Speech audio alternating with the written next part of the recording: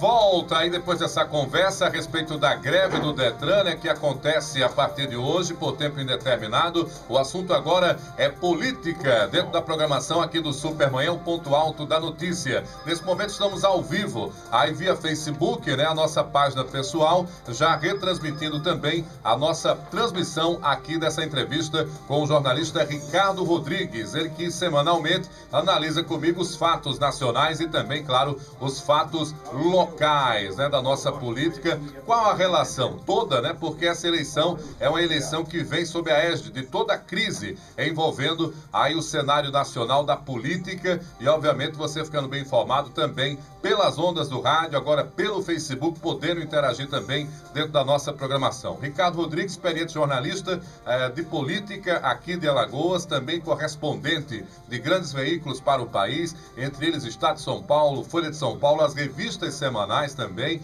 tem o seu próprio site, o Almanac Alagoas, www.almanacalagoas.com.br, você pode acessar, entendeu? Sempre com informações de seu interesse para você aprender um pouco mais sobre Alagoas. É por isso que ele me ajuda a analisar o cenário nacional. Para a audição de hoje, Ricardo, e também a transmissão ao vivo de hoje, eu trago aqui dois questionamentos antes da gente cair na programação local. É a delação premiada aí do Marcelo Odebrecht, que cita que conversou sobre uma doação de 10 milhões para o então presidente do PMDB e candidato à vice-presidência da República, Michel Temer, em 2014. Está no jornal Estado de São Paulo, repetindo matéria da Veja. E também o pedido de Gilmar Mendes sobre as doações de 2014, que eles consideram suspeitas, aí o pedido dele para cassar o registro do PT. Uma coisa tem relação com a outra, mas não pega todo mundo, né? Numa só pega o PT. Como é que você está analisando esses fatos, Ricardo? Bom dia. Bom dia a você, Marcos Rodrigues, aos ouvintes da Jovem Pan e a todos que acompanham a gente aqui pela grande rede, pela internet. Olha, isso é desproposital, porque por que só o PT, né? Quer dizer, o PMDB procura se sair do governo Dilma, mas não dá para se sair, porque foram eleitos os dois juntos, né? A Dilma pelo PT e o Michel como vice dela, da chapa dela, pelo PMDB. Então, se houve financiamento de campanha, foi para os dois, entendeu? E depois esse dinheiro também, veja bem, foi diluído também para os partidos da chamada base aliada, né, que vai do PCdoB ao PTB do Fernando Collor. Entendeu? Todos eles receberam dinheiro, não é de hoje. Agora, é lógico que essas quantias, elas são fracionadas, elas estão vindo à tona na medida em que a Operação Lava Jato vai soltando, vai, né, municiando a imprensa com essas informações, que algumas são vazadas e outras são passadas até oficialmente para a imprensa, para a grande mídia nacional. Na semana passada, a gente comentava o fato de Luiz Inácio Lula da Silva, né, presidente de honra do PT, ex-presidente do Brasil, estar sendo indiciado, né, ele na condição aí de réu, tá certo? Ele na condição de réu pelo Ministério Público Federal. Já foi um ataque, claro, frontalmente a Lula. A figura do Lula, você já vem falando isso há algum tempo. Agora, a possibilidade de pegar o PT pela cepa, como diz aqui os matutos, né, do Nordeste, os nossos alagoanos tão carinhosos. E são estratégias no momento em que o Datafolha, aliás, o Vox Populi, traz a informação de que Lula lidera e venceria a sucessão em 2018 com qualquer cenário, ou seja, com qualquer nome posto da oposição, Lula venceria. Por que esse fenômeno? O Lula é que nem massa de fazer pão, massa de fazer bolo. Quanto mais bate, mas ele cresce na popularidade. Porque é um cara que, de certa forma, foi vítima também dessa política nojenta que é praticada desde a época da ditadura. E quando veio a redemocratização, digamos assim, né, as forças ocultas e anônimas e declaradas da direita, da extrema-direita, ela lançou seus candidatos e um deles, né, disputou contra o Lula, que foi o Fernando Collor, e se saiu vencedor e depois foi solapado pela própria estrutura da mídia que o colocou no poder. Entendeu? Então, por trás disso tudo, há os interesses, né, da classe dominante, das multinacionais, das grandes corporações mundiais que se aproveitam aqui das riquezas da economia do Brasil já de muito tempo, né? Desde a época do Brasil Império, né? Que eles chegam para cá, levam o nosso ouro, levam a nossa madeira, levam a nossa riqueza, e o que é que deixam, né? Dívidas para a gente pagar. E o povo é que paga por isso tudo, né? O pior de tudo, né? Dessa crise, dessa safadeza política que a gente pratica aqui no Brasil, é que quem paga a conta é o cidadão comum. Tá aí, na semana passada eu chamei a atenção do gasto que a nação teve com as Olimpíadas, esse mega evento que está acontecendo no Rio de Janeiro. É muito bonito, é maravilhoso, é uma festa, né? Mas falta o básico para o brasileiro, entendeu? Falta saúde, falta educação, Você acha que os jogos veio numa péssima hora? Não é que veio numa péssima hora, é que é contraditório, porque tem dinheiro para a festa e não tem dinheiro para o básico. Pro básico. Eu gostaria que tivesse festa, mas também a gente tivesse o básico. É que nem na sua casa, na minha, do cidadão comum, quando você tem um aniversário de um filho, você faz diante das suas condições.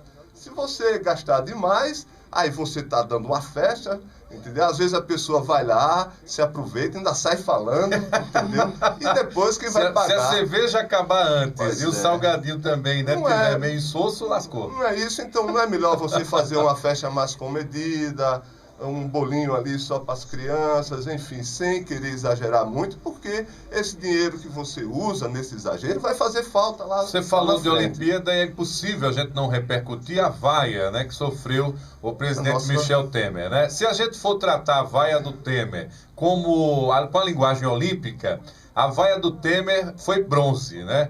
E há quem diga que se quem tivesse lá no estádio fosse a Dilma, seria uma vaia ouro.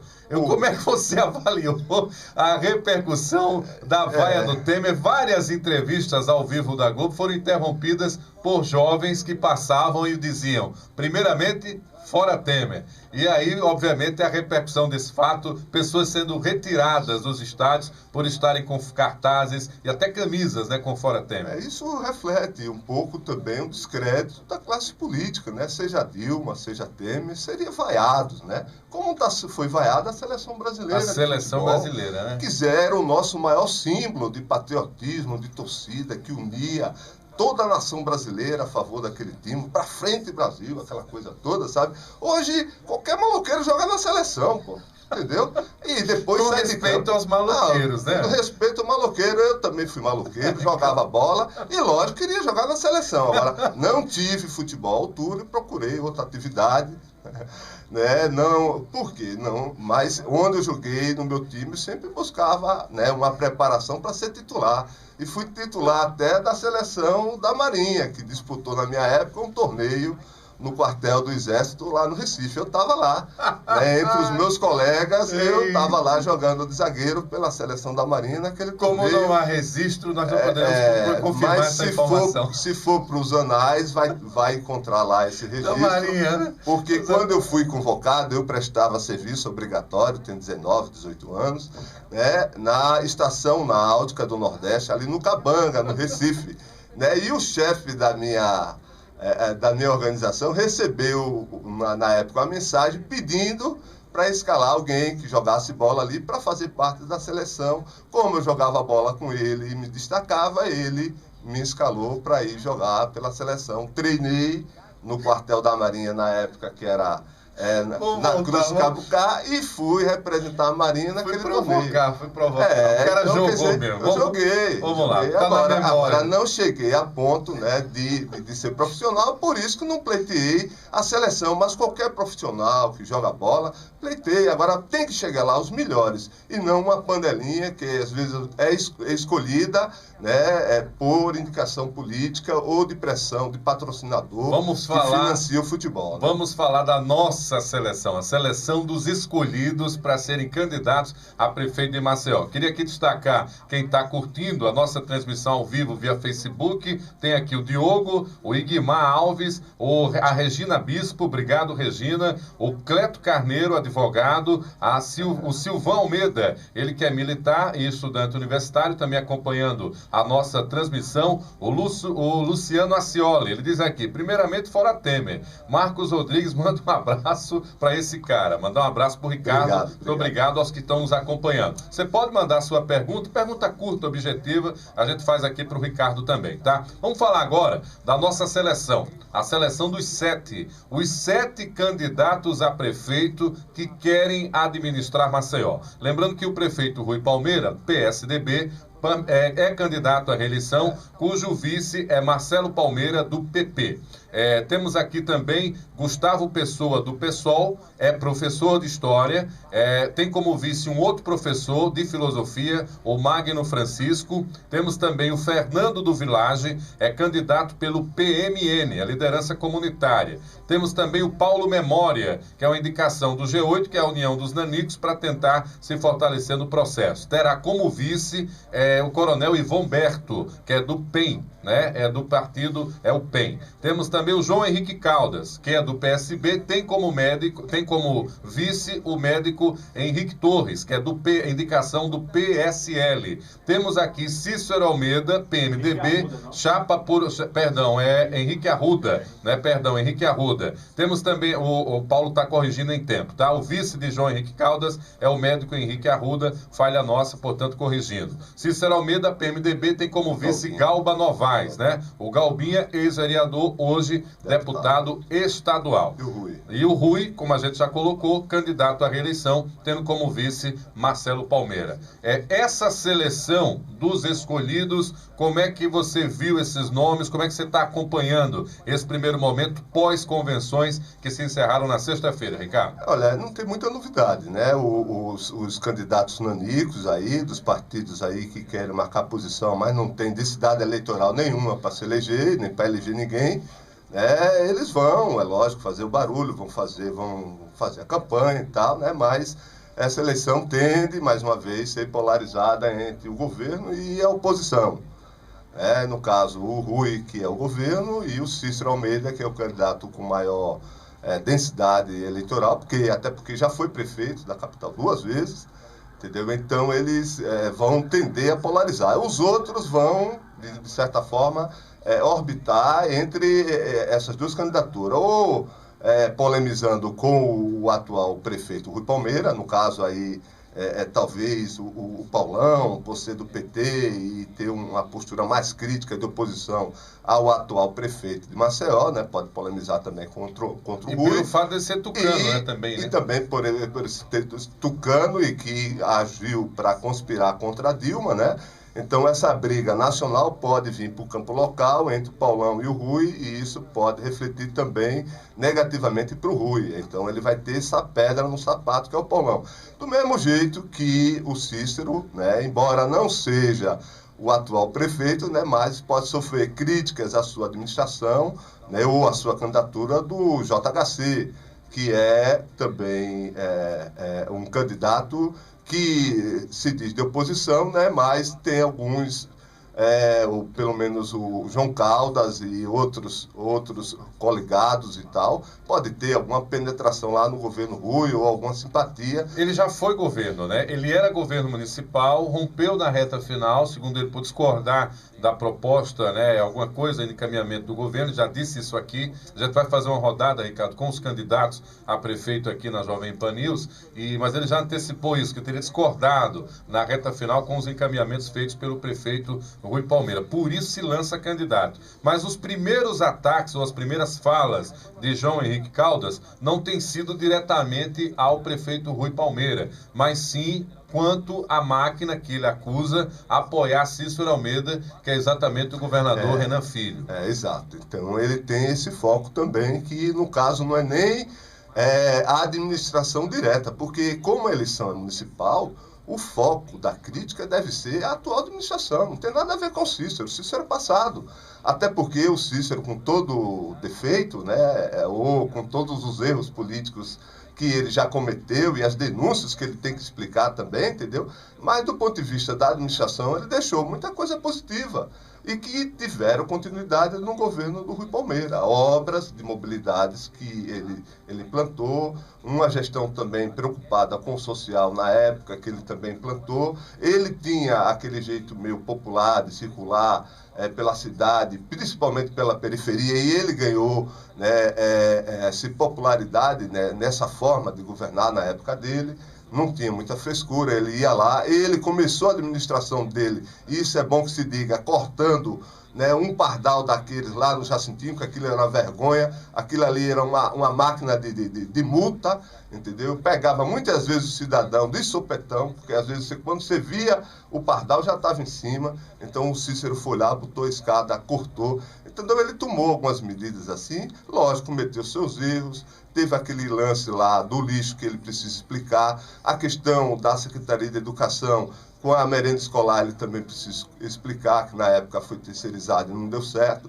Então, algumas coisas assim que ele precisa explicar, mas o alvo não é o Cícero, o alvo é o Rui, porque o Rui é o prefeito, entendeu? Você acha Agora, que ele vai ser alvo também porque o JHC quer, de certa forma, crescer em cima da popularidade do Rui, e não é por aí. Se ele for por aí, ele vai estar deixando o foco principal e o povo vai perceber isso, que é a atual administração, é o Rui Palmeira. Você acha que essa pendência, ainda, né, esgotando esse assunto envolvendo o ex-prefeito, hoje candidato Cícero Almeida, da chamada máfia do lixo, pode ser um episódio muito explorado e vir a prejudicar o Almeida? Porque ele vai, de acordo com o que está posto, o STF vai ouvi-lo, né, em setembro. Setembro é campanha acontecendo. Isso vai prejudicar o Cícero? É o que eu digo aqui. Não é porque eu levanto essas questões, Marco, porque eu tenho algum problema com a candidatura dele ou com ele. Não. Ele é um companheiro. É de rádio, é de comunicação,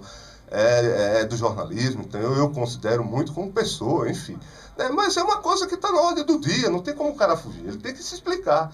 É uma forma até do advogado dele conseguindo uma vitória mostrar isso. Não, ele era administrador, ocorreu isso, mas ele não teve nada a ver, ele não se envolveu, ele não foi com ele, enfim.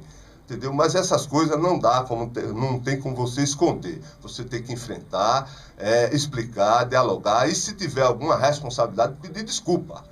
Não ter compromisso com o erro, é aquilo que eu digo. Eu não tenho medo de errar. Posso até errar, o cidadão comum erra, o errar é humano, mas você não pode ter compromisso com o erro. O político tem que governar de acordo com a lei. Ele, mais do que ninguém, tem que cumprir a lei. Se a lei não foi cumprida, aí ele vai responder. Aí ele respondendo, ele não pode se omitir de responder. Ele tem que reconhecer se errou, se foi culpa de alguém, ele apontar, mas em última instância a responsabilidade é dele, porque ele era o gestor, ele era que tinha caneta, ele era que tinha saber de tudo. Porque se o prefeito não sabe de tudo, ele é omisso. E quando ele é omisso, ele vai ter que pagar caro com isso. Ô Ricardo, tem duas questões aqui, né? Olhando um pouco para os bastidores da política, você tem uma chapa, né, de Cícero Almeida, que é uma chapa puro sangue, tendo como vice o político experiente que é o Galba Novaes, que é do PMDB, e de acordo com os bastidores, essa chapa foi organizada exatamente pelo Palácio, né, a partir aí do comando do governador José Renan Filho, governador, e também com o aval do pai, o senador José Renan Calheiros, ele presidente do Senado. São vários partidos, pequenos partidos aliados, mas eles optaram pela chapa puro sangue. Por outro lado, nós temos uma chapa puro sangue, aí por conta da falta literalmente de opção, que é a chapa do PT. Paulão e Ricardo Barbosa, ex-vereador do PT. Por que você acha que o PMDB ele se mantém no controle aí da questão da aliança em torno do nome de Cícero Almeida? Isso é uma característica do jeito da família Calheiros fazer política, Ricardo? Não, é uma estratégia mesmo, sabe? Porque o PT, de certa forma, ele está aí muito mais queimado do que o próprio PMDB. Você vê aí que o Gilmar Mendes está pedindo o quê? Né? A extinção do PT. Então, se ele tivesse dentro da chapa do Cícero, ele estaria lá muito mais para tirar do que para somar. Aí, estrategicamente, lógico, pela base que apoia o Renan Filho, é melhor o PT sair com o Paulão isolado e o Paulão servindo para esculhambar, para criticar o Rui Palmeira, porque vai ajudar a candidatura do Cícero. Então, estrategicamente, isso é. E outra, você pega as eleições anteriores, você vai ver que sempre tem um candidato que é escalado por um grande, um candidato nanico de um partido menor, que é escalado por um grande para bater naquele que é mais forte. Agora, em compensação, entendeu? O prefeito Rui, nesse contexto, que seria o contexto nacional, né, ele vai ter como argumento bater tanto no PMDB como também no PT, que seriam os partidos que ganharam visibilidade na Operação Lava Jato, mesmo sabendo, e a gente não pode esquecer, que mais recentemente o próprio ministro José Serra também foi citado a questão de receber dinheiro aí de empresas envolvidas também com a Operação Lava Jato, mas ainda não colou. Eu digo, olha, veja bem, Marcos, essa corrupção que acontece no Brasil, e a gente pega do Brasil para cá, não é diferente, porque toda a massa dos impostos e o dinheiro mesmo, como a gente vive num sistema presidencialista e federalista, quem controla tudo é a União. Os impostos é arrecadado pelo município, passado para a União. São arrecadados, os impostos são arrecadados pelos estados e repassados à União. Depois é que vota. E quando vota, não chega aqui na mesma proporção do que foi arrecadado. Enfim.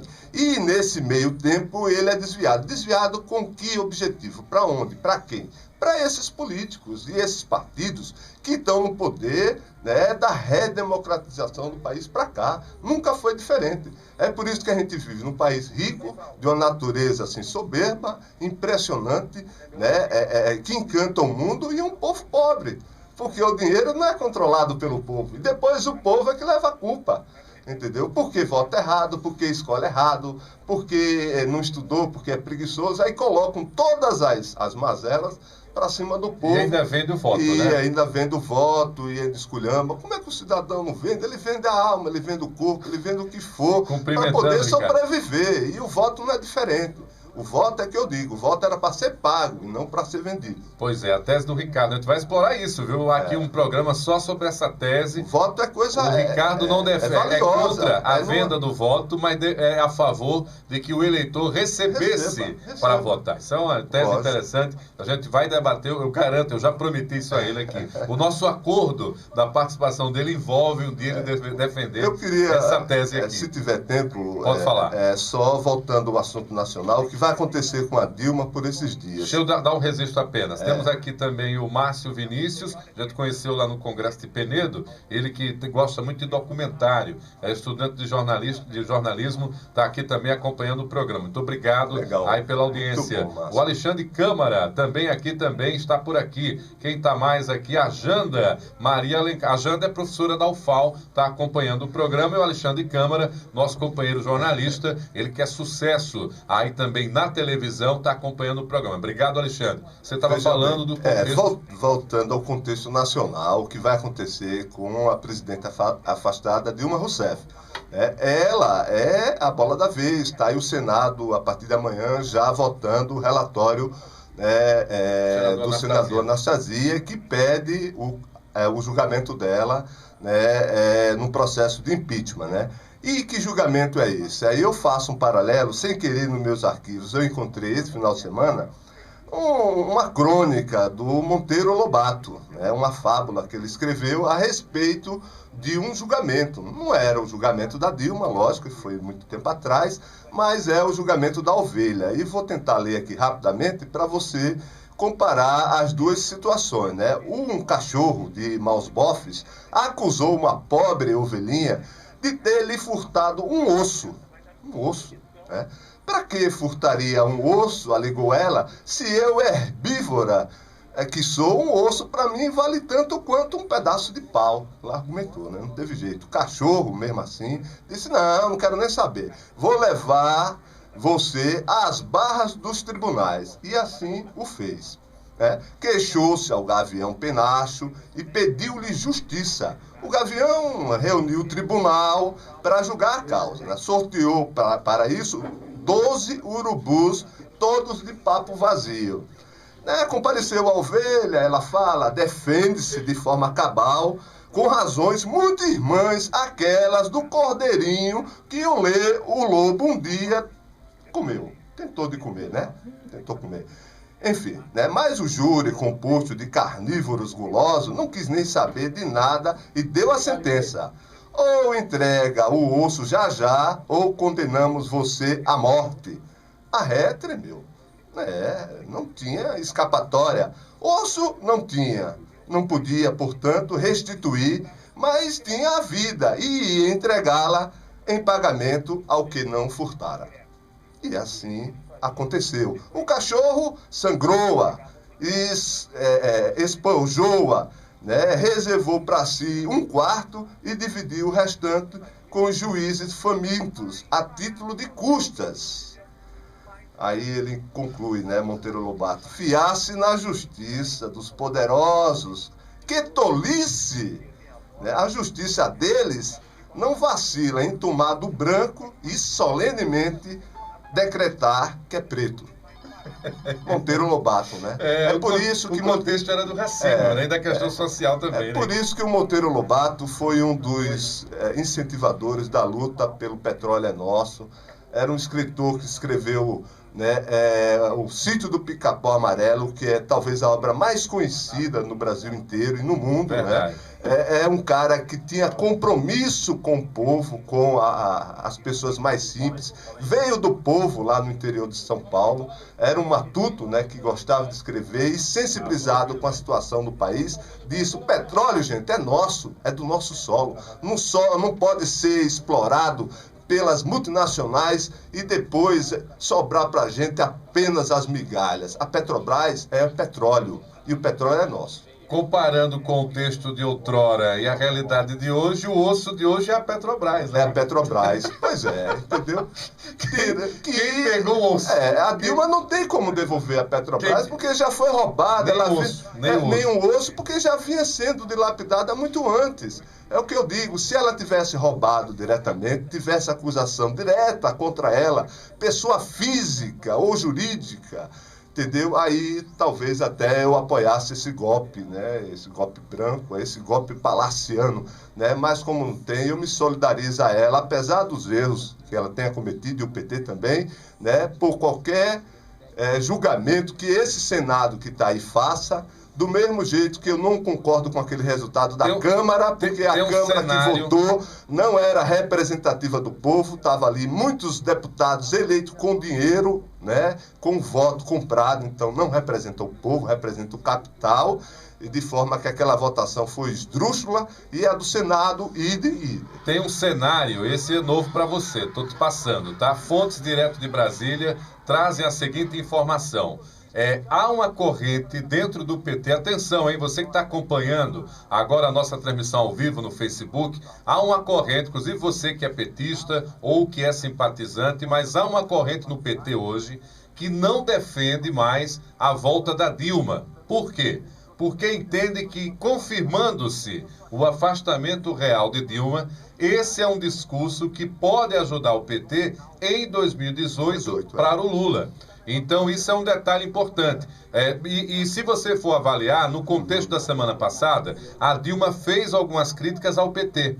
Quando foi acuada por alguns jornalistas a respeito dessa questão do dinheiro de campanha, ela passou a bola para a tesouraria do PT e que não teria responsabilidade em relação a isso. E, posteriormente, colocou claramente que o partido, em alguns momentos, a deixou só na presidência. Então, há um desentendimento e há correntes no PT que defendem realmente já o afastamento de Dilma, que se confirme ao impeachment, porque favoreceria um discurso pró-Lula em 2018. Isso se o PT não for extinto e se o Lula não for preso, né? Há esse detalhe. Eu preciso aqui registrar a presença do Nado Torres, ele jornalista da Folha da Barra, está aqui falando o encontro dos Rodrigues, está inventando aqui uma expressão. A professora Janda Miranda decidiu mandar um comentário. Bom dia, Marcos. Seu programa sempre arrasando. Parabéns, amigo. Quem arrasa são vocês com a audiência, né? Tem aqui o Dário, o Dário Maridalana, é um casal apaixonado lá do Graciliano. Massa, Marcão, disse ele aqui no comentário. A todos eu só tenho a agradecer, a você que já passou, já deu a sua curtida, também muito obrigado. São muitos os que estão curtindo a transmissão ao vivo. Tem aqui o Valdisson Costa, tem também o Fred Holanda, o Giovanni Santos está acompanhando também aqui e outros tantos que eu já citei aqui também na nossa transmissão. Só tenho primeiro agradecer a sua presença, Ricardo, sempre às segundas-feiras de modo fiel aqui dentro da nossa programação, participando comigo hoje ao vivo nessa experiência aí do Facebook. Você já vai poder assistir o vídeo gravado, porque ele fica arquivado, né? Fica arquivado, e logo mais à tarde eu coloco com qualidade HD no YouTube também essa participação do Ricardo Rodrigues. Grande abraço, boa semana, até segunda, Ricardo. Até segunda, com mais novidades, com mais comentários, sempre com aquele compromisso, né, de defender o povo alagoano, o povo brasileiro, né, sem medo de errar, mas também sem compromisso com o erro. Vamos lá, muito bom. Show de bola! Grande Ricardo Rodrigues, estreando as nossas transmissões ao vivo aqui via Facebook. Agora